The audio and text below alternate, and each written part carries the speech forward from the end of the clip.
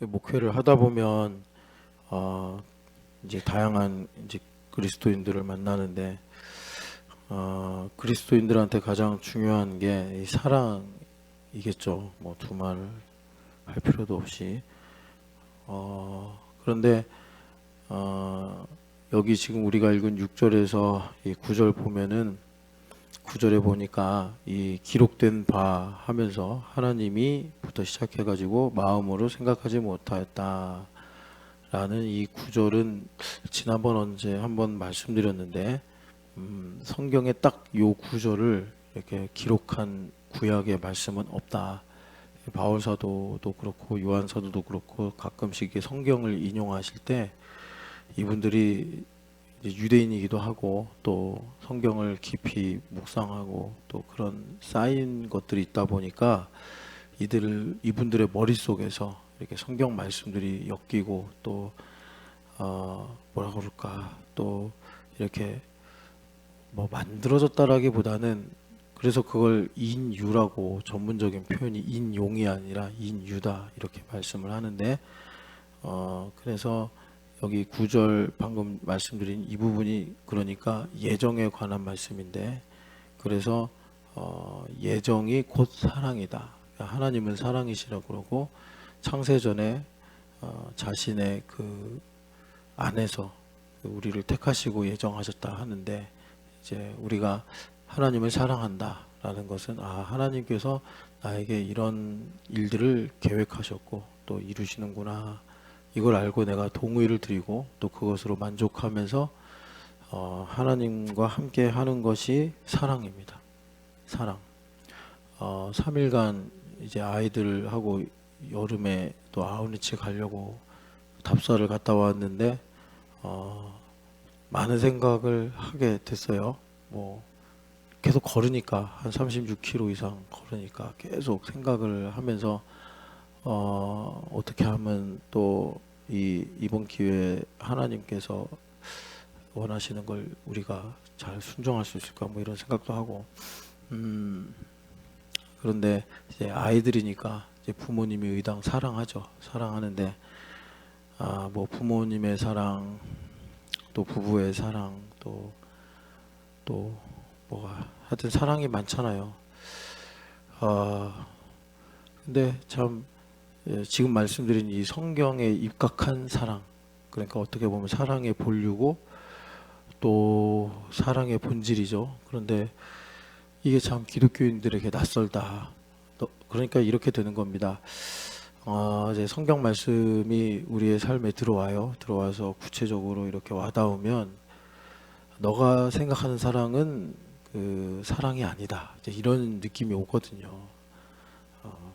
그래서 일종의 우리가 사랑의 파산자구나 이걸 이제 알게 되는데 여하튼 간에 그래서 우리가 사랑한다 이것은 그러니까 여러분 좀 재미없고 딱딱하고 건조하게 느껴질지 모르겠지만 하나님께서 사랑이시고 하나님만이 유일한 사랑이신데 하나님께서 그분의 기뻐하시는 뜻대로 계획하신 바가 무엇인지 알고 거기에 대해 내가 동의를 드리면서 내가 그분의 뜻을 이루기 위해 살아가는 것 이게 사랑이다.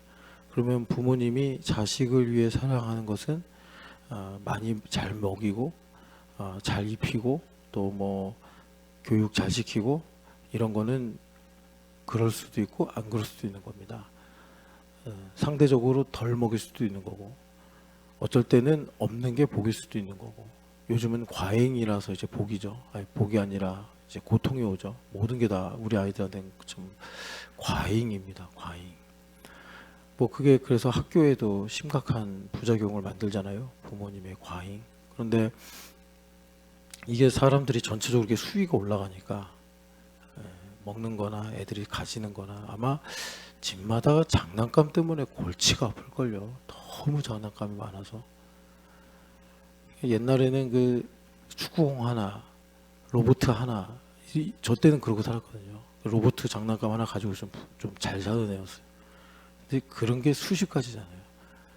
레고는 부잣집 애들이 가지고 근데 뭐 레고가 막 여러 개 있잖아요. 요즘 뭐 그런 거 이제 좋아하는 애들은. 그러니까 잘 살아요. 잘 사는데 그래서 부작용이 많구나. 여튼간에 부모님의 사랑은 뭐겠습니까? 얘는 하나님 거고 하나님께서 나에게 맡기신 거고 그럼 맡기셨을 때 뜻과 계획이 있을 텐데 그러면 나의 역할은 무엇이며 그것을 위해서 살아야 되는데 이제 그렇게 사랑하려면 뭐가 필요하죠? 그거 뭐 내가 이렇게 하늘 보고 있으면 저절로 알게 되나요? 기도해야죠. 그래서 여러분 그 신문들 보면은 기업들이 살아남으려고 엄청 애쓰잖아요. 그죠? 엄청 애쓰잖아요. 아차 하면 그냥 요즘에는 10년도 아니잖아요. 1, 2년 사이에 그냥 생기고 없어지고 없어지고 생기고 막 이런 게 기업의 생리인데 요즘에 그러니까 기업인들이 어떻게 살아남으려고 그냥 애쓰는데 그것보다 더 부모가 치열하게 살아야 된다. 이 시대에 우는 사자같이 우리 아이들을 삼키려고 하는 이런 시대의 모든 모양들을 볼 때 정말 기도하셔야 된다. 기도하셔야 된다. 뭐 부부지간도 그래요. 뭐 사랑해서 결혼했는데 그거는 여러분 다 이제 뭐 철학이나 심리학이나 의학에서 말하는 것처럼 자기 좋아서 사랑한다고 얘기한 거지. 정말 이 하나님께서 우리를 사랑하시듯 그게 아니잖아요. 자기가 좋아서 자기 눈에 좋아서 자기가 그러니까 필요를 느껴서 그렇게 한 거잖아요. 그러니까 우리가 이 수준도 못 벗어나면 세상 사람들이 비웃는다니까요. 세상 사람들은 이미 이걸 지나가가지고 그 다음 단계를 말하고 있는데 율법 하에서 하는 말이지만 근데 예수님 믿는 사람들이 계속 그 수준에서 얘기하고 이러니까 사실 사랑하면은 우리가 할 말이 더 많고 세상 사람들이 사랑이 식어져 가니까 한 수 가르쳐 주십시오 하는 데가 교회가 돼야 되는데 뭐 별 차이가 없다기보다 세상보다 한 수 아래예요. 세상 사람들 이렇게 보면 그러니까 교회가 이제 영향력을 잃어버리는 거예요. 그 부부가 서로 이제 사랑하는 거 뭡니까? 부부가 되게 하신 하나님의 뜻이 뭔가 그 재미없고 건조하지만 인간 중심으로 보면 그렇게 이제 하나님의 영광이 무엇인지를 알고 그 뜻을 위해 사는 건데 계속 그냥 둘이 알콩달콩 사는 게 사랑인 줄 알고 여튼간에 사랑은 하나님의 예정이다. 예정이다. 여러분 여기 말씀에 기억하시고 그러면 예정은 무엇이냐? 예정을 이제 우리가 좀 보자 하면 여러분 성경에 보면요. 우리가 이제 이 땅에 살잖아요. 살면서 많은 걸 알지 않습니까? 많은 걸 아는데 고린도전서의 13장 거기 사랑장이잖아요. 거기 보면은 우리가 이 땅에 아는 거는 다 부분적으로만 아는 거다. 이렇게 말씀을 해요. 나는 부분적으로만 아는구나. 그러니까 무슨 말이에요? 난 잘 모르는구나. 이 고린도전서에서 되게 중요한 주제인데 내가 10년, 20년을 알아도 나는 다 알지 못하고 부분적으로만 아는 거구나. 그래서 고린도전서에서 바울 사도가 이런 말씀하시는 거예요. 안다는 것은 내가 모르는 걸 아는 거구나. 요즘 말로 이제 메타인지 같은 이야기를 하시는 건데, 그러니까 여러분 자식도 그렇고, 뭐 상대방도 그렇고, 뭐 누구도 그렇고, 자신에 대한 것도 그렇고, 우리는 부분적으로만 알고 사는 거예요. 그러니까 뭔가를 내가 깨닫고 알았을 때 이거다 하는 것도 참 중요한데 그것과 동시에 나 이거 빼고 다 모르는구나. 이걸 우리가 꼭 알아야지 사랑할 일종의 자격이 생겨요. 그러면 어떤 마음으로 사랑하죠? 배워야겠구나. 그래야지 주님 역사하시는데 우리가 보통 이제 알겠다 그러면 그걸 갖고 가르치려고 그러고 판단하려고 그러고 이제 내 뜻을 관철시키려고 그러니까 오히려 차라리 모를 때가 사랑하기가 쉬워요. 아니까 그냥 내가 이거 걸리고 저거 걸리고 그래요. 그래서 여러분 꼭 기억하시는 게 여러분 예수님 믿는 사람이 그 사랑을 떠나서 어떻게 살 수 있겠습니까? 돈 없어도 살 수 있고 또 집 없어도 살 수 있고 심지어 건강이 없어도 예수님 믿는 사람은 살 수 있는데 사랑이 없으면 못 살아요. 그래서 여러분 우리가 이 땅에서 아는 건 다 부분적으로 아는 거구나. 부분적으로 아는 거구나. 내가 부모님을 알아도 내가 아는 것만 알고 모르는 건 여전히 모르는구나. 남편이 아내도 나는 아내에 대해서 오히려 고를 때는 확증 편향이 쉬워요. 가족끼리는 아는 것만 계속 돋보기로 관찰하고 모르는 거는 몰라요. 근데 참 이 아는 것이라는 세계가 되게 특이한 게 내가 100을 알다가 100.1 해가지고 0.1만큼 알잖아요. 그러면 100이라는 체계가 확 바뀌어요. 그러니까 100이라고 알고 있을 때는 빨강색이었는데 100.1이 되면서 이게 약간 이제 푸른빛으로 바뀌네. 이게 좀 아는 것의 세계가 그렇게 좀 희한해요. 그러니까 아는 것이 나를 속여요. 참 신기하더라고요, 인생이. 그러니까 항상 우리는 뭘 안다고 할 때 조심해야 돼요. 단정 내리기 쉽고 이러니까. 그래서 그러면 이제 우리가 예정을 믿는다는 건 뭐냐? 여기도 이제 말씀하지만 온전한 자들, 신령한 자들 이런 사람들이 아는 거는 그 고린도전서 13장 거기 보면은 온전히 아는 것이다. 자, 그러면 이제 우리가 이 땅에 사는 한 부분적으로 알 수밖에 없는데 부분적으로 하나님도 우리는 부분적으로만 알고 사는 거예요. 그러면 신령한 자가 되고 온전한 자가 되면 우리가 온전히 안다는 건 뭐냐? 그러니까 부분적으로 아는 거 빼고 나머지 모르죠. 그 나머지 모르는 거는 믿음으로 우리가 반응을 하는 거예요. 내가 아는 것만 가지고 보면 되게 미워. 그런데 그 아는 거 빼고는 이제 믿음으로 반응하는 거예요. 아니 교우니까 미워할 수는 없잖아요. 사랑해야 될 거 아니에요. 근데 내가 지금 아는 걸로 놓고 보면은 사랑할 수가 없네. 고린도 교회가 그런 상황 아닙니까? 내가 아볼로파인데 저 사람 보니까 성경 지식이 너무 없어. 사랑하기가 힘들어. 계속 판단하고 갈등하고 그래요. 그런데 그 아는 것 빼고 모르는 게 엄청 많은데 그 부분은 이제 신령한 사람, 온전한 사람이면 그걸 뭐로 채운다고요? 믿음으로. 그래서 고린도전서 끝나고 나중에 이제 후서가 드라마틱하게 나오는데 그 후서 보면 뭐라고 그러세요? 자기의 일정의 변경의 문제를 놓고서 그리스도 예수 안에서는 오직 얘만 있지 않냐. 그러니까 니들이 아는 것만 가지고 보면은 분명히 이제 아니오라고 할 수 있지. 그게 뭐죠? 아주 간단한 예인데 바울 사도가 고린도 전서 후반에 보면은 이제 편지를 마무리하면서 이번엔 내가 지나가다 들리지 않고 너네 교회에 내가 한동안 머물면서 있을 거야. 이렇게 합니다. 어떤 사람들은 바울 싫어하는 사람들은 부담스럽고 바울을 좋아하는 사람은 기대가 생기겠죠. 그런데 고린도 후서를 가서 보니까 바울 사도가 못 갔어요. 못 가고 디모데를 보내고 뭐 소식을 듣고 디도를 보내고 소식을 듣고 이제 그러시면서 이제 1장 그 서론이죠. 그 편지 처음 부분에 내가 기도도 안 하고 계획했겠냐. 그런데 뭐 내가 계획한 대로 되는 게 뭐가 있냐. 하나님 다 인도하시는 거지. 이러시면서 그리스도 예수 안에서는 이걸 봐라. 내가 안 간 게 얼마나 다행이냐. 이제 이런 말씀을 하세요. 그건 이제 고린도 교회 내부의 스토리 때문에 그러시는 건데 여하튼 간에 그래서 우리가 아는 거 빼고 나머지는 신령한 사람들이 온전히 안다. 그건 이제 믿음으로 하는 거야. 이 사람하고 나하고 신촌연합교회지. 근데 지금 나는 불편해요. 저 사람은 개밥하고 난 바울파라서 불편해. 그런데 내가 아는 거 빼고 나머지는 뭐죠?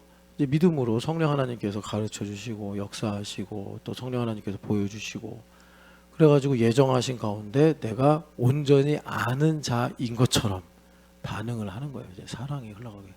그러니까 이런 거죠. 내가 아볼로파인데 저 사람 개바파예요. 불편해. 틀린 거란 말이에요. 아볼로 입장에서 보면 아볼로나 개바는 그런 적이 없는데 자기들끼리 그렇게 아전인수로 끌어당겨가지고 이제 보는 거예요. 그래서 그 틀리다고 생각하는 거, 문제가 있다고 생각하는 거는 이제 어떻게 해야 되는 거죠? 회개해야죠. 예정하심의 관점에서 보면. 하나님께서 태초전에 기뻐하시는 뜻대로 나를 신촌연합교회 되게 하셨는데 그런데 내가 1장 1단의 12문제로 그 사람을 판단하고 불편하게 생각한다면 예정하신 하나님이 틀리신 것인가? 내가 틀린 것인가? 내가 틀린 거죠. 그러니까 내가 하나님과의 관계 속에서 먼저 회복이 되고 그리고 나서 하나님의 계획과 뜻이 무엇인지를 알고 볼 때 참 하나님의 선하심과 인자하심이 풍성하시구나. 그러면서 나를 향한 이제 어떻게 되는 거죠? 하나님의 예정하심이 무엇인지를 깨닫고 알게 되는 거예요. 그래서 바울 사도가 빌립보서에서 너희가 교회로 있으면 항상 너 빼고 나머지 모든 사람들을 너보다 나은 사람으로 여겨야 된다. 그래야지 하나님께서 그런 모든 일로 우리를 가르치셔서 나를 향하신 하나님의 사랑이 얼마나 크고 깊은가를 알지, 맨날 그냥 그 모든 내용들을 자기 중심으로 봐서는 하나님께서 가르치시고 우리가 하나님의 예정하심을 깨달을 수가 없다. 예정이 그렇다 이 말입니다. 여러분 조금 이제 이해가 되십니까? 그러니까 예정은 아는 것 빼고 나머지를 믿음으로 가는 거예요. 뭐 나와 나 자신의 관계에서도 그렇습니다. 나를 볼 때 이제 나를 알죠. 근데 아는 것 빼고 몰라요. 뭐 왜 태어나는지 우리는 그거에 대해서 많이 생각 안 하지만 그것도 되게 중요합니다. 나 왜 태어났을까? 나 왜 태어났을까? 그 다음에 나는 왜 지금까지 생존하고 있을까? 아니 여러분 뭐 죽어도 뭐 뭐라 그럴까? 뭐 이의가 없잖아요. 뭐 병에 걸려 죽었든 뭐 어떻게 돼 죽었든. 근데 지금까지 왜 난 살고 있을까? 여러분이 막 살려고 아둥바둥한 거 아니잖아요. 살게 되니까 여기까지 온 거잖아요. 그러니까 우리는 아는 게 없다 이겁니다. 아는 게 없어요. 그래서 그 나머지 부분을 제 성령 하나님 의지하면서 믿음으로 채우고 살아갈 때 하나님께서 우리에게 이제 하나님의 뜻이 무엇이냐 이거를 깨닫고 알게 하시더라라는 겁니다. 그래서 제가 진짜 깜짝깜짝 놀라는 게 그런 거예요. 예수님을 믿어요. 믿는데 사랑을 몰라. 사랑을 모른다는 게 뭐냐면 뭐 대표적으로 하나님이신 예수님께서 이 땅에 내려와서 죄인을 위해 죽으셨대요. 근데 믿어요. 그럼 믿는 건 내가 알겠어요. 믿는데 그래도 믿은 지 한 10년 되면은 그게 뭔지는 좀 알아야 되지 않겠습니까? 그러니까 그게 뭔지는 안다는 거는 내가 힘든 일에 대해서 감사하고 내가 용서하기 싫은 사람에 대해서 용서해야지, 회개하고 내가 용서해야지. 한 10년 여러분 그 교회밥 먹으면 그 정도는 알 법하지 않을까요? 근데 진짜 놀랍게도 10년, 20년, 30년인데도 사랑에 대해서 몰라. 그냥 영화에서 나오는 사랑, 가요에서 불러주는 사랑, 그냥 또 진짜 심리학자들이 말하는 것처럼 나의 결핍과 불만족이 투영된 사랑, 이제 그런 걸로만 이제 사랑을 주장해요. 그리고 도대체 예수님께서 이 땅에 오셔서 알지도 못하고 보지도 못하는, 시간적으로 보면 그렇잖아요. 2000년 뒤에 태어날 나를 위해 죽으셨다는 얘기. 이게 도대체 뭔가 여기에 대해서는 전혀 어떤 이해와 적용이 없어. 그런데 교회는 다녀요. 이야, 이거 신기하네. 제가 이제 그런 생각을 하는 거예요. 그러니까 제가 다른 맥락이지만 고넬료 집에 전도하러 갔을 때 베드로 선생님이 그러잖아요. 야, 하나님은 참으로 외모를 보지 않으시는구나. 근데 진짜 제가 잘났다는 얘기는 아니고 여러분 목회자니까 어쩔 수 없이 이제 그런 부분들을 보잖아요. 그런 관련성을 가지고 우리 주님께서 비유를 하나 드신 게 1만 달란트 비유 아닙니까? 1만 달란트를 탕감 받았는데 어찌하여 그 100데나리온 그걸로 이렇게 그렇게 행동할 수 있냐 주님 말씀하시는데, 예수님 날 위해 죽으셨다며 근데 어떻게 교회를 그렇게밖에 사랑 안 하냐? 예수님 날 위해 죽으셨다며 어떻게 그렇게 어떤 이제 구체적인 일들을 그렇게 판단할 수밖에 없냐? 뭐 예를 들어서 예수님 날 위해 죽으셨다고 하는데, 그러니까 뭐 예수님 날 위해 죽으신 거에 비하면 지금 내가 뭐 이사 문제라든가 뭐 이런 거 있잖아요. 여러 가지 문제들, 현실적인 문제들, 그것 때문에 마음을 잃어버리고 막 믿음을 훼손하는 말을 하고 심지어 이제 하나님의 이 영역까지 침범하고 막 이러는 것들을 보면 야, 진짜 어떻게 저럴 수 있지? 근데 믿음은 있어요. 그러니까 참 믿음은 정말 하나님의 주권적인 은혜구나. 제가 이제 뭘 계속 강조하는 거냐면 사랑이라는 건 우리가 느끼고 생각하는 그런 것이 아니고 성경을 보니까 하나님 사랑이시고, 그러면 이런 것이 어떻게 나타나는가? 예정하심으로 나타나는 거구나. 예정이란 무엇이냐? 우리는 부분적으로밖에 모르는데 이 부분적으로만 아는 것을 제외한 나머지를 믿음으로 채우고 살아가는 것이 사랑이다. 그래서 그리스도 예수 안에서 무엇이든지 이해가 되는 것이다. 이런 거죠. 자, 그래서 여러분 그 기억하실지 모르겠는데 이제 우리가 화요일까지 말씀을 들었었고 그 다음에 제가 없어서 여기서 더 이어나가려고 하는 건데요. 2장 7절 말씀 보면은 그러니까 온전한 자들 중에 지혜가 뭐냐, 그게 뭐냐 봤더니 7절에 은밀한 가운데 감추어진 하나님의 지혜를 말하는 것으로서 그 하나님의 예정하심입니다. 그 예정하심에 관한 것을 알고 사는 사람들이 온전한 자들의 지혜다. 그런데 거기 보면은 그것이 이제 만세 감추어졌었는데 그것이 우리의 영광을 위하여 하나님께서 이제 미리 예정하신 것이다. 그러니까 여러분 하나님의 영광을 위하여 미리 예정하셨다. 그러면 우리가 그렇지, 하나님의 영광이지. 그런데 여기서 우리의 영광이래요. 우리의 영광. 그래서 하나님께서 이제 세상을 창조하시고 사람을 창조하신 데는 먼저는 여러분 뭐 이게 꼭 이렇게 순서를 성경에서 말하진 않지만 제가 생각할 때 요즘 현대인들의 상황과 또 뭐라 그럴까, 하여튼간에 그런 모든 걸 고려할 때 먼저는 하나님의 공의를 가지고 창조하신 목적을 좀 보시고 그 다음에 사랑을 가지고 창조하신 목적을 보시면 좋겠다 생각을 가져요.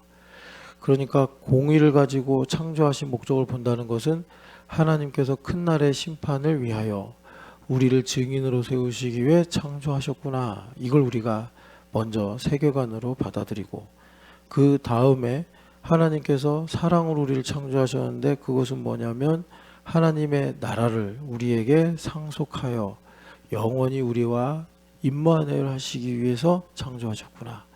이렇게 여러분들이 보시면 이제 목적은 그겁니다. 오늘 이 시대에 우리가 현실을 어떻게 살아야 할 것인가 라는 큰 질문에서부터 여러분들이 크고 작게 선택해야 될 구체적인 사실들, 현실들에 이르기까지 우리가 그러면 이제 믿음으로 살아갈 수 있겠구나, 이제 이런 생각을 하는 거죠. 그래서 우리의 영광을 위하여, 우리의 영광을 우리가 어떻게 아느냐, 뭐 우리가 세상에서 성공하고 승승장구하고 그게 우리의 영광이냐. 여러분 일단 뭐 그냥 피상적으로 보면 그럴 수 있죠. 뭐 우리 아이들이 좋은 대학 가면 영광스럽고 뭐 내가 사업에서 성공하면 영광스럽고. 근데 그렇게 되면 여러분 그 여기서 다 설명은 할 수 없는데 그게 내게 안 돼요. 그런 식으로만 생각하면 정말 좋은 일들이잖아요. 기쁜 일들이고. 그런데 그게 아쉬운 건 내게 안 돼요. 그래서 여러분들이 이 복음을 잘 알고 그리고 이제 하나님께서 방금 전에 말씀드린 대로 세상을 왜 창조하셨는가, 이걸 바르게 알면 우리의 영광은 고난이구나, 이걸 알게 돼요. 고난이구나. 그래야지 여러분들이 이 땅에서 꼭 뭐 안 좋은 일만 있으라는 법이 있습니까? 우리가 열심히 살면 율법하에서 좋은 일들이 생기죠. 그게 정말 썩지 않고 또 뭐 도둑질 당하지 않는 그런 영원한 이제 하나님께서 우리에게 주신 가치를 가지게 되는 거죠. 그래서 로마서를 가시면 로마서에 바울 사도가 이제 성령 하나님을 우리에게 전하면서 성령의 법, 로마서 8장에 처음부터 나오잖아요. 그래서 성령의 법이 뭐냐 봤더니 15절에 양자의 영이시다 이렇게 말씀을 해요. 그러니까 양자의 영이시다, 그러니까 이제 하나님을 아빠 아버지라고 부르게 된다. 그러니까 우리가 이 종의 영을 가졌었거든요. 그래서 어떤 분이 그러더라고요. 저한테 질문을 하는데 너무 인생이 힘든 거예요. 너무 인생이 힘드니까 이런 얘기를 하더라고요. 질문을. 기독교에 가게에 흐르는 저주가 있지 않습니까? 이런 얘기를 하는 거예요. 근데 진짜 그런 책이 있어요. 그런 책도 있고, 그리고 내적 치유를 하시는 분들이 그런 걸 많이 사용하세요. 그런데 예전에도 한번 내적 치유 얘기했지만 이 내적 치유가 제가 이렇게 보니까 심리학의 툴들을 가지고 어설프게, 정말 죄송하지만 그분들한테는 죄송한데 너무 어설프게 그 심리학적인 툴을 가지고 그렇게 사람에게 적용하는데, 제가 이제 여러 가지 경험을 통해서 또 우리 교회 상담하시는 분들도 계시고 다 그런지는 모르겠는데 우리 교회 상담사들을 통해서 제가 본 바, 외과 의사만큼 아주 진지하게 임해야 되는 거구나 이런 생각을 해요. 뭐 다른 이제 의사 선생님들도 그러겠지만 이제 외과 의사들은 이런 걸 다 개복을 해서 보는 사람들이니까 그러니까 그만큼 룰이 있고 또 기준이 있고 그렇더라고요. 그 도구를 가지고 함부로 막 이렇게 적용하면 안 되는데 이게 보면은요 이제 사람을 이해하는 방법이다 보니까 요긴한 거예요. 이런 것들을 좀 이렇게 이제 뽑아서 쓰면 그래서 제가 좀 아쉬운 게 이거 그러니까 영을로 신앙적으로 사람을 가르치는 거하고 인본적인 수단을 갖고 가르치는 건 달라요. 예. 이게 뿌리도 다르고 목적도 다른데 근데 이걸 교묘하게 이게 짬뽕을 시켜가지고 내적 치유 보면 하여튼 그래요. 그래서 이상한 그 탄생한 게 가게 흐르는 저주예요. 그래서 제가 그랬어요. 기독교에는 그런 거 없어. 그랬어요. 있잖아요, 목사님. 그 십계명에 보면 우상을 숭배하면 3, 4대까지 저주를 받으리라. 그건 우상 숭배가 얼마나 끔찍하고 무서운 건지를 가르쳐 주려고 하나님 그러신 거야. 그러면서 여러분 그 에스겔서 18장 이런 데 보면 그 하나님께서 토라에 그런 말씀하세요. 연좌제 두지 마라. 세상은요 연좌제를 더 가지고 뭐 3족을 멸하고 9족을 멸하고 막 그러잖아요. 그런데 우리 하나님은 자비의 하나님이시라 아버지가 죄를 지었으면 아버지만 벌을 받고 아들은 그 벌로 상함을 입지 못하게 해라. 이렇게 토라에 있어요. 제가 지금 장절이 정확하게 기억이 안 나는데 그래서 에스겔서 18장에 이게 복음이 아니고 율법이에요. 에스겔서 18장에 너희들 속담에 아버지가 신포도를 먹으면 아들의 이가 시다고 하지 않냐. 그러니까 그 나물에 그 밥 아니야. 콩 심은데 콩 난다 뭐 이런 느낌. 그런 거죠. 근데 그렇지 않다. 주님께서 율법을 가르쳐 주시면 그렇지 않다. 아버지가 우상 숭배하다 망하는 걸 보고 아들이 난 우상 숭배하지 않아야지. 대표적인 사람이 누구예요? 히스기야 왕이잖아요. 하지 말아야지. 안 하면 아버지는 아버지의 죄로 심판을 받는 거고 아들은 아들의 선택으로 복을 받는 거다. 그래가지고 그렇게 적용한 사람이 이스라엘 왕의 누구였더라? 나 기억이 안 나네. 하여튼 이스라엘 왕 중에도 있어요. 하나님께서 그걸 참 귀하게 보셨는데 그 유다에서 한번 쿠데타가 일어나요. 그래가지고 그 이름이 생각 안 나. 하여튼 그 요시야 왕, 요아스 왕이 그래서 죽어요.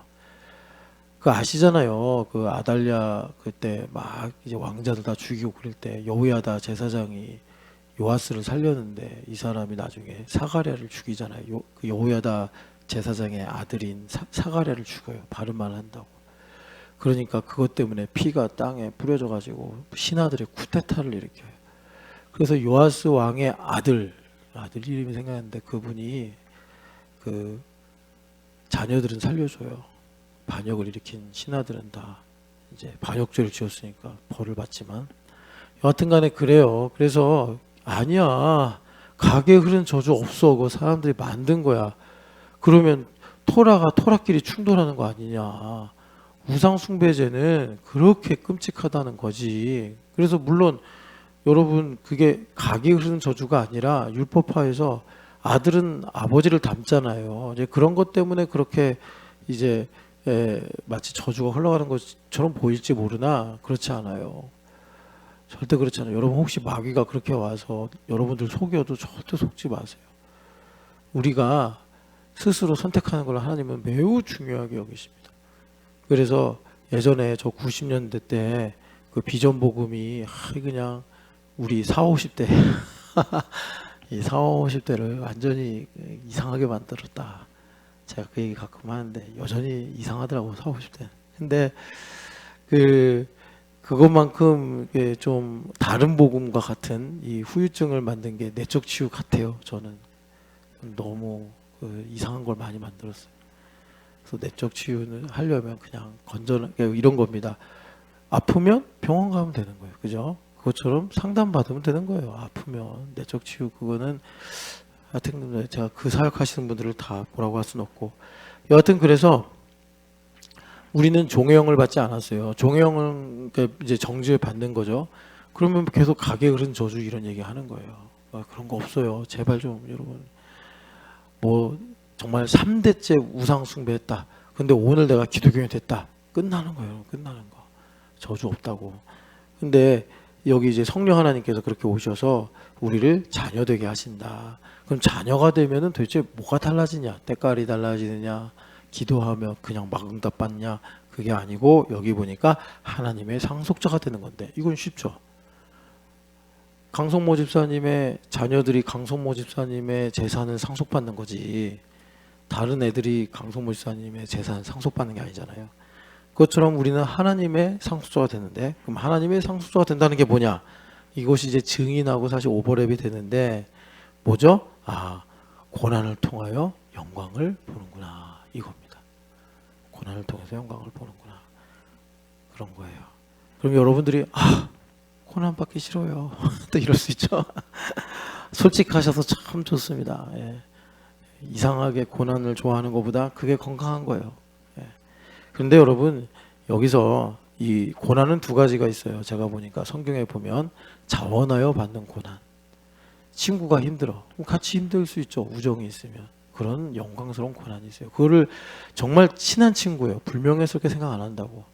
친구가 정말 힘들어. 그래서 나도 같이 힘들자. 그러고는 영광스러운 거예요. 그것 때문에 불행해지진 절대 불행해지지 않아요. 오히려 진짜 친한 줄 알았는데 그 친한 친구가 자기가 힘든데 얘기를 안 해. 그러면 진짜 불행해지죠. 여기 나랑 정말 그런 사이가 아니었구나. 이렇게. 그리고 두 번째 고난은 사실 이게 이제 1번 모든 사람들이 가지고 있는 기본값인데 흑암에 사느라 당하는 고난이 있죠. 그래서 그 요파 할아버지가 진짜 고난 많이 받으셨잖아요. 이분이 그러면서 우리한테 두 가지 진리를 가르쳐 주세요. 하나는 뭐냐? 하나님은 복도 주실 수 있고 화도 주실 수 있는 하나님이다. 그걸 이제 아내가 욕하고 죽어라. 그럴 때 막 그런 말씀하시고 그리고 모든 것 건강 이전에 모든 걸 다 잃어버리셨을 때 뭐라고 그러셨냐면 그때 깨달으신 거예요. 여러분 그 수업료 비싸게 안 내고 사는 인생이 좋은 거예요. 수업료 너무 비싸게 내지 마요. 그러니까 이런 거 이제 요파 할아버지한테 배우면 되는 거예요. 제로섬이구나 인생은. 제로섬이구나. 그래서 여러분들 꼭 기억하시고 그래서 이 수업료 얘기 나왔으니까 말인데 우리 주말 캠프 가면 애들 힘들거든요. 이번에도 가면 힘들 거예요. 30 몇 킬로 걸었다니까. 샤이니 못 걸을 것 같아. 제가 보니까 샤이니는 여기 안산만 올라가도 다리가 후들후들 그냥 막 목소리도 가늘어지고 걱정해요. 근데 얘네들이 그럴 때 이제 동료들의 응원을 받으면서 그렇게 해가지고 그 더운 여름날 근데 진짜 이번 그 둘레길은 너무 아름답더라고요. 정말 감사하다. 이 나라 너무 감사하다 이 생각했는데 그걸 아무것도 모를 때 그냥 목사님이 가자니까 가면서 배우면요 수업료가 싸요. 근데 그거를요 이제 20살 넘어서 30살 넘어서 배우려고 하잖아요. 힘들어요. 그 수업료 아마 제 생각에 10배 100배 들어갈 거예요. 이런 거죠. 딱 이제 가면 땀이 엄청 날 거예요. 지금도 났는데 이제 7월 중순 한 13일쯤 가려고 하거든요. 그럼 땀이 막 비 오듯 날 거예요. 애들이 얼마나 힘들겠어요. 집에 에어컨 있지. 아빠 차 타면 시원하지. 얼마나 좋아요. 그냥 목말라 그러면 얼음물 주지. 그늘 있지. 그런데 이거는 막 땀 막 나지. 뭐 벌레도 나타나지. 힘탈이 나쁘지. 목은 마르지. 근데 그럴 때 바람이 싹 불면요. 그 느낌. 감사하다. 이걸 어렸을 때 배우면 인생을 살면서 성령 하나님의 바람. 감사하다. 이렇게 우리가 캐파가 커질 수 있는데 지금 요즘 애들 여러분 아까도 초두에 과잉이라고 하잖아요. 모든 게 다 넘쳐. 지나쳐서 문제. 요즘 애들 지나쳐서 문제. 장난감도 많고 뭐 옷도 많고 하여튼 많아. 부모님의 사랑도 많아. 그러니까 부모님들도 좀 자책 좀 그만해 이제. 너무 사랑해서 자책할 필요 없어요. 저 하여튼 우리 부모님들은 좀 더 약간 각박해질 필요가 있어요. 엄격해질 필요가 있어요. 하여튼간에 그렇습니다. 그래서 여기 보니까 다시 돌아오면 우리 영광이 뭐라고요? 이제 하나님께서 상속하실 것인데, 상속해 주실 것인데, 하나님의 나라고. 여러분, 하나님의 나라가 내세만이 아니죠. 지금 우리가 살아가는 현실이란 말이에요. 그래서 그것을 우리가 깨닫고 아는 게 고난을 통해서 알게 하시는 거구나. 그렇게 이제 말씀하신단 말이죠. 그래서 여기 보면요, 여러분, 왜 고난이 이렇게 좋으냐, 왜 고난이 좋으냐면, 뭐 고난을 받자 뭐 이런 말은 아니고요. 그런데 여기 20절 이하 보면 탄식이라는 단어를 가지고 이 세 가지 국면이 나와요. 하나는 피조물들의 탄식이에요. 그래서 22절에 보면 피조물들이 탄식하고 있다 그래요. 피조물들도 하나님 지으신 거잖아요. 그래서 얘네들도 하나님께 영광 돌려야 되는데 인간이 하나님께 영광을 돌리지 않으니까 탄식하고 있다 그거예요. 그런데 이것과 연결되는 게 뭐냐면 23절에 우리 자신이 탄식하고 있다 그래요. 그러니까 왜 탄식하는 거죠? 우리가 구원받았는데 이 괴리가 있는 거예요. 나는 왜 이렇게 기도를 안 할까?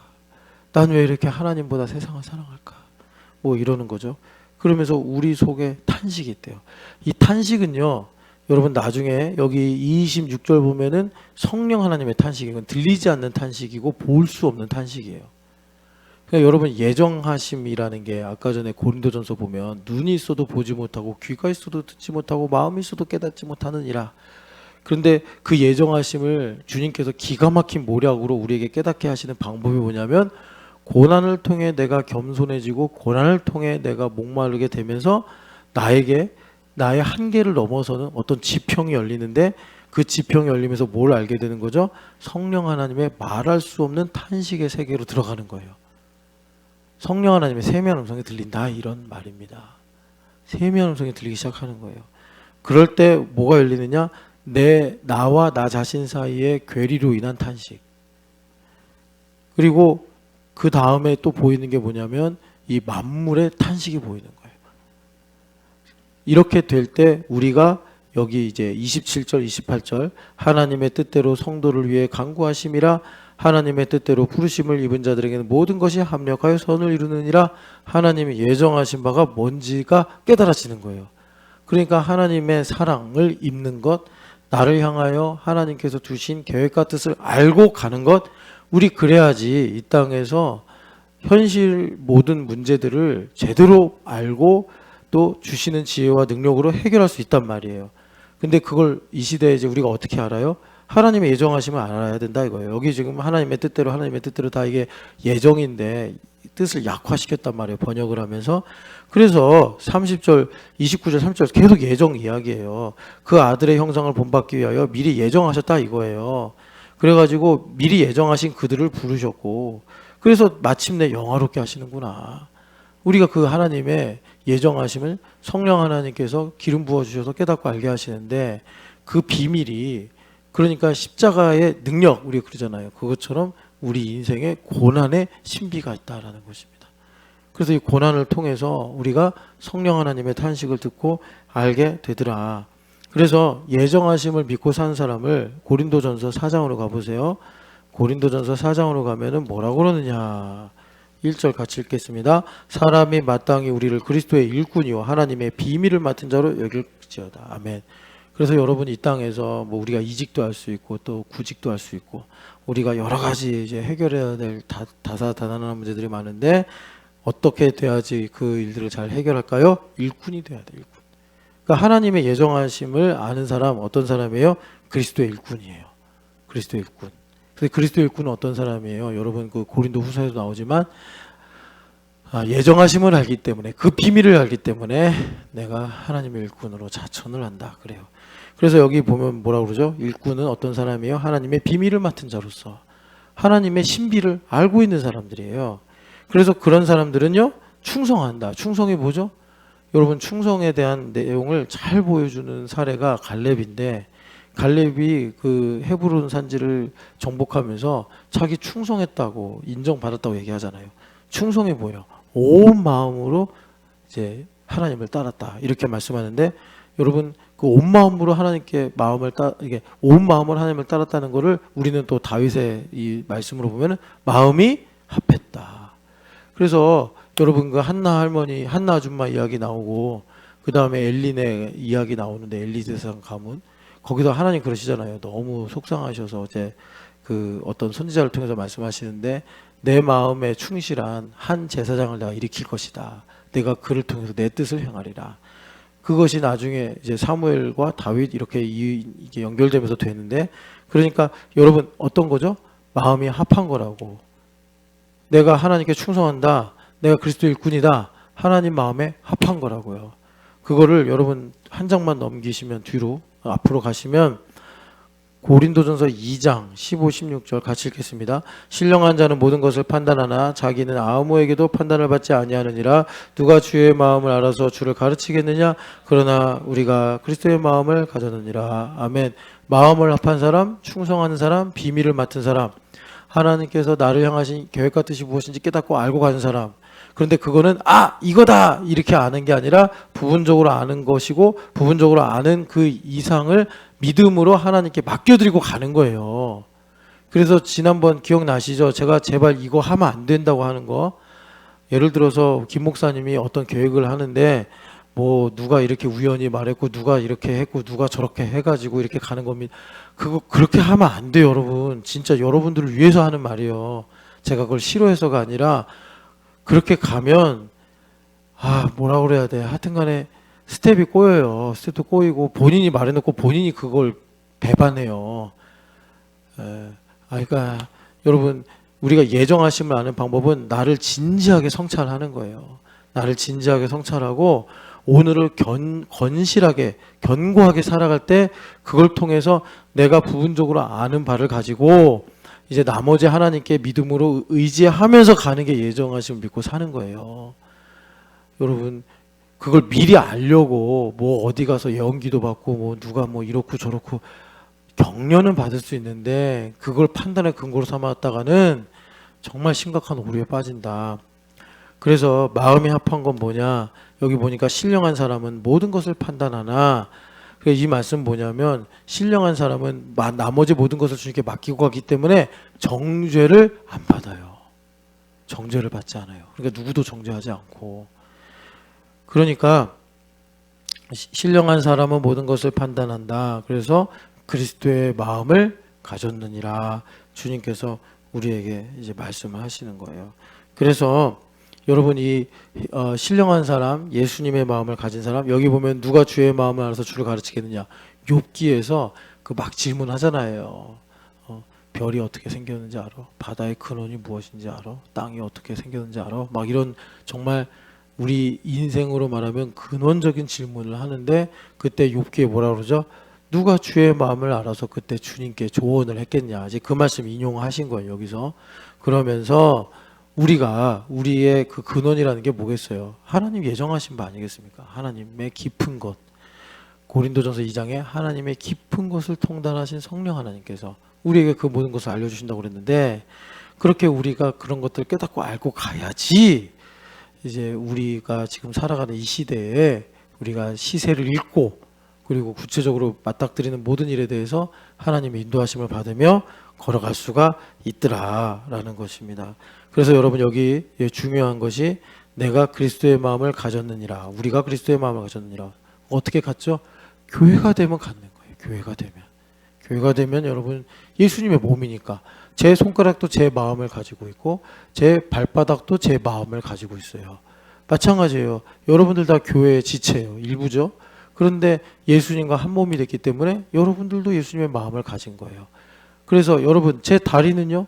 제 다리라서 기뻐하고 만족하는 거예요. 제 다리가 이제 저랑 붙어 있는 게 싫어. 그럼 어떻게 되죠? 괴사되는 거예요. 의학적으로 말하면, 물리적으로 말하면. 이게 내 다리인데 뭐가 피가 안 통하고 신경이 끊어져. 그러면 괴사되는 거 아니겠습니까? 예. 그러니까 여러분 우리가 교회가 되었는데 인생의 여러 가지 일로 시험 들고 정죄받고 해서 만족이 없어. 어떻게 되는 거예요? 그렇게 되는 거예요. 부패하고 마음이 인생이 어렵고 힘들어지는 거예요. 그러니까 여러분 예수님의 마음을 우리가 가졌다. 그리고 이제 아까 읽은 4장 1절에 우리가 비밀을 맡은 자로서 그리스도의 일꾼이다. 자, 이 두 가지를 가지고 우리가 이제 어떻게 되느냐. 주님께서 나를 자유롭게 하시는 건데, 그러니까 우리가 모든 인생의 시비에서 벗어나서 어떻게 되냐면 나를 위해 사는 그 굴레, 그게 그 원수마귀가 우리를 묶어놓은 그런 굴레인데, 이 모든 결박을 끊어버리고 이제 하나님을 위해 살아갈 수 있는 자유를 가지게 되더라라는 겁니다. 그래서 여러분 이제 오늘 고난 이야기 나왔으니까 하나만 말씀을 드릴게요. 빌립보서 가면 바울 사도가, 그러니까 여러분 이제 우리는 어떤 인생을 살죠? 예수님을 알기 위해 사는 거예요. 그래서 바울 사도가 그리스도를 아는 것이 가장 나에게 크고 중요하고 유일한 목적이다. 그래서 방금 전에 그 하나님의 일꾼이요, 또 내가 그리스도의 마음을 가진 사람으로 살면 나를 위해 사는 굴레로부터 벗어난다고 그랬죠. 그렇게 되면 그러니까 뭐 서운하거나 뭐 그런 시비에 매이지 않는다고. 내가 뭐 이렇게 교회 일 하면서 뭐 서운하고 힘들고 정죄받고 하는 건 다 이제 나를 위해 사는 것들이 저촉이 돼가지고 그런 문제가 생기는 거예요. 여하튼 간에 내가 이제 그리스도의 그 일꾼으로 살아간다라는 것은 예수님을 아는 지식, 그게 나의 유일하고도 중요한 목적이 되는 거예요. 예수님을 알아야 돼. 예수님 알아야 돼. 그래 2000년 전에는 예수님 뭐 가버나움에 계신다 그러면 거기 가면 되는 거고, 예수님 디베레아 계신다 그러면 거기 가면 되는 건데, 지금은 어디 계세요? 내 안에 계시잖아요. 그거 어떻게 알아야 되겠어요? 그래서 바울 사도가 예수님을 아는 방법을 세 가지로 말씀하시는데, 그래서 여기 10절에 보면은 마지막에 고난에 참여함을 알고자 하여, 이 알고자 한다, 이게 사실 그 to know, 그래서 부정사로 쓴 말인데, 이 to 부정사 to know가 어디 목적어가 걸리냐면 그 to know에 해당되는 게 그리스도, 그 다음에 부활의 권능, 그 다음에 마지막이 고난에 참여함, 이거예요. 고난에 참여함. 이제 마지막으로 말씀드리는 겁니다. 왜 마지막이 고난에 참여함일까? 우리는 고난받기 싫은데. 근데 아까 말씀드린 것처럼 고난은 일단 1번 기본값으로 고난을 말하고, 2번 내가 정말 예수님 사랑해서 예수님 가는 길이면 저도 따라갈래요 해서 명예로운 고난이 있단 말이에요.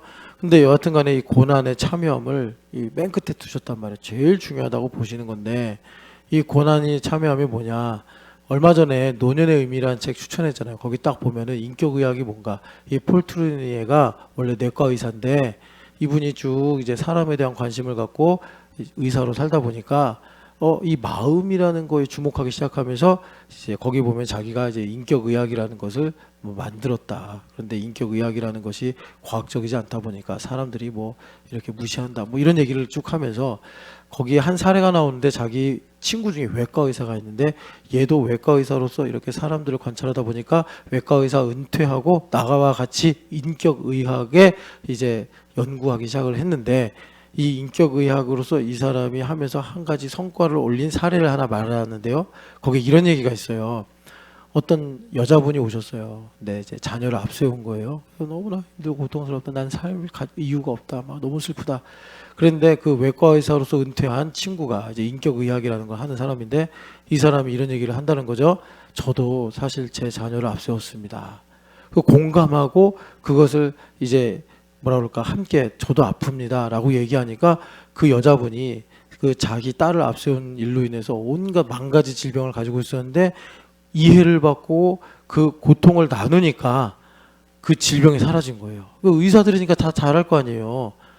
마음이 치유되니까 그런 여러 가지 이해할 수 없었던 질병들, 뭐 두통, 뭐 불면증, 뭐 이런 것들이 이제 치료 받았다라는 거죠.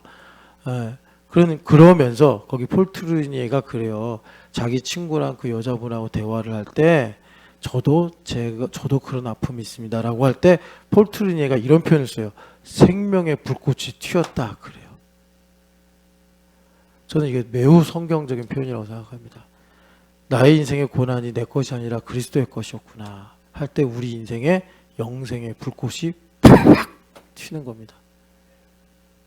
여러분 이게 무슨 말인지 좀 아셨으면 좋겠네. 그게 여기 고난의 참여함이에요. 이거 내 거 아니었구나. 나 참 가난하게 컸는데 이게 가버나움에 계시던 예수님의 흔적이구나. 이것이 나사렛에 사시던 예수님의 흔적이구나. 성령 하나님께서 깊은 곳을 통달하셔서 나의 인생의 고난이 내 것이 아니라 십자가에 달려 죽으신 예수님의 것이구나라는 것을 우리에게 이제 깨닫고 알게 하시는 거예요. 그럴 때 생명의 불꽃이 튀어서 뭐를 알게 되는 거죠. 요즘에 제 딸이 뭐라고 막 말해서 뭔 말할 그래서 내가 하여튼간에 뭔 말할 여러분 여러분 그렇게 주님을 얻으시기를 축복합니다. 사랑하는 하나님 아버지, 주님을 더 알기 원합니다. 우리 인생은 주님 안에 있고 주님 안에 길이 있고 주님 안에 영광이 있고 주님 안에 해결이 있고 생명이 있고 열매가 있는 줄을 믿습니다. 우리는 그리스도의 세계 속에 살고 있사오니 하나님 우리의 우주가 그리스도가 되게 하여 주시옵소서. 특별히 바라고 원하옵기는 이 새벽에 생명의 불꽃이 일어나는 아침이 되게 하여 주시옵소서. 그래서 하나님 주시는 썩지 않을 영원한 생명을 갖고 우리가 오늘도 이 땅에서 살아가 하나님 아버지 좌우로나 우로나 치우치지 아니하게 하시고 주의 영광을 바라보며 살아갈 수 있도록 주님 역사하여 주시옵소서. 부활하신 예수님의 이름으로 기도드립니다. 아멘.